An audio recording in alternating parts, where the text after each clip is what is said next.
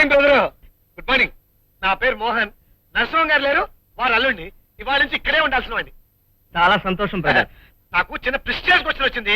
దీంట్లో నుంచి 50 రూపాయలు అర్జెంట్ గా అప్పించారంటే మా మామూలు అడిగి ఇచ్చేస్తాను. అంటే ఇప్పుడే పరిచయం అప్పుడే ఈయన అప్పు అడుగుతున్నాడేమిటా అని అనుకుంటున్నారా? భోజనం చూడగానే ఎవరికైనా కవిత్వం చెప్పబుద్ధిస్తుంది. అలాగే నన్ను చూస్తే మీకు అప్పడగా అనిపించిందా? Very good.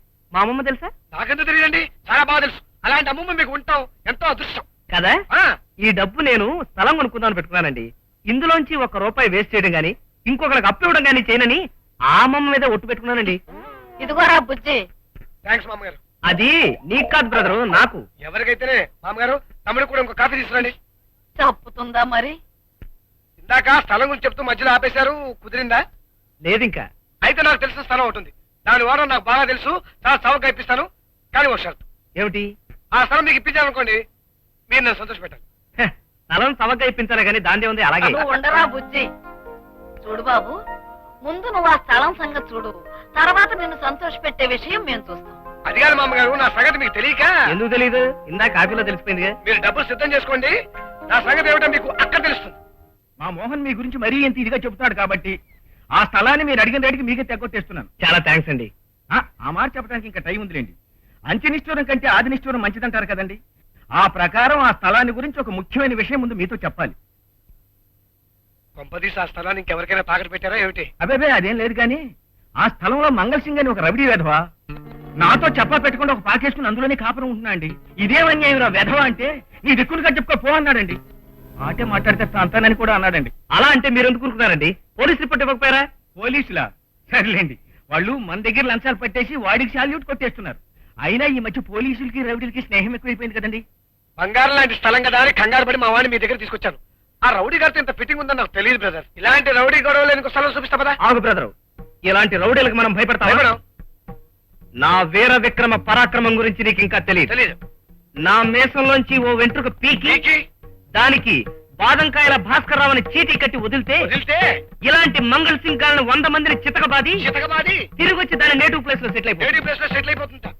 అందుకు మీరేం వరి కాకుండా విషయానికి రండి. బాబు, మీరు గనక ఆ రౌడీ వ్యసనం అక్కడి నుంచి లేపేస్తే మీరు అడిగిన దానికంటే 5,000 తక్కువకి మీకు ఆ స్థలాన్ని ఇచ్చేస్తాను బాబు.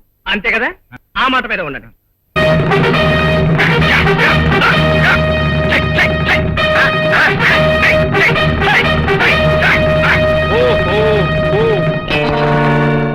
ఓరోరి దుర్మార్గపు చక్రవర్తి, నీవు మంగళ్ సింగ్ వైనను చాకల్ సింగ్ వైనను మాకేమి భయము? నీ దుమ్ము లేపుటకు వచ్చితిమి, దమ్మున్నచో బయటకు రమ్ము. ఆ దుర్మార్గుడికి నీ డైలాగ్ వినిపించినట్టు లేదు సోదరా. దిక్కులు పిక్కటిల్లేలా నీ శంకారావం ఊరు. అటులనే సోదరా, అటులనే.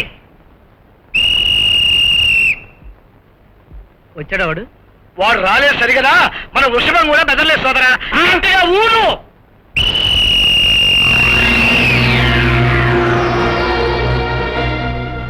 ఎవర్రా మీరు?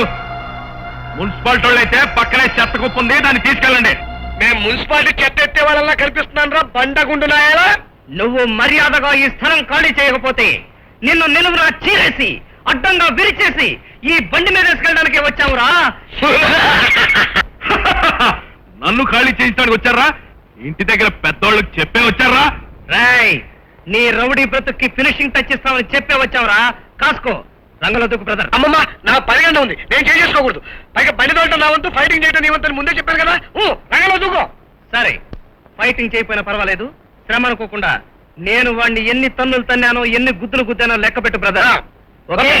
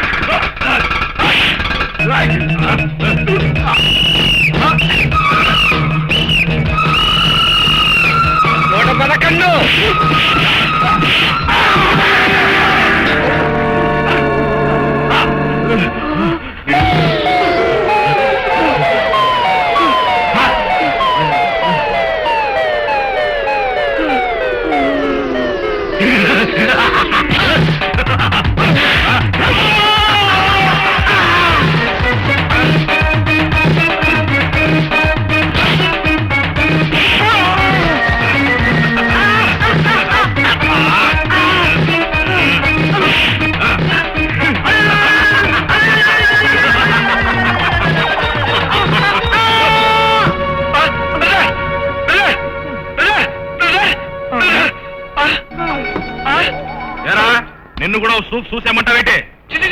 నాకు అలాంటి దురుద్దేశం లేదు సార్. మీరు పడిపోతే ఈ బండి మీద ఎక్కించి తీసుకెళ్దామని వచ్చావు, కానీ మీరు మామని తీసుకెళ్ళే అవకాశం ఇచ్చారు సార్. థ్యాంక్స్. అలాగే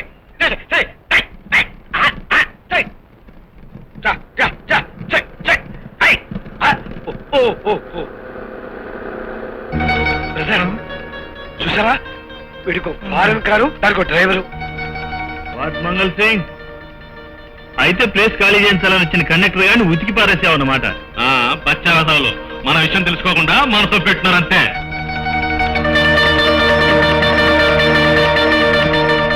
అది సరే గాని నువ్వేంటి ఇలా ఊడిపడ్డా? బాస్ నిన్ను అర్జెంట్ గా పిలుచుకురమ్మన్నారు. దేనికి?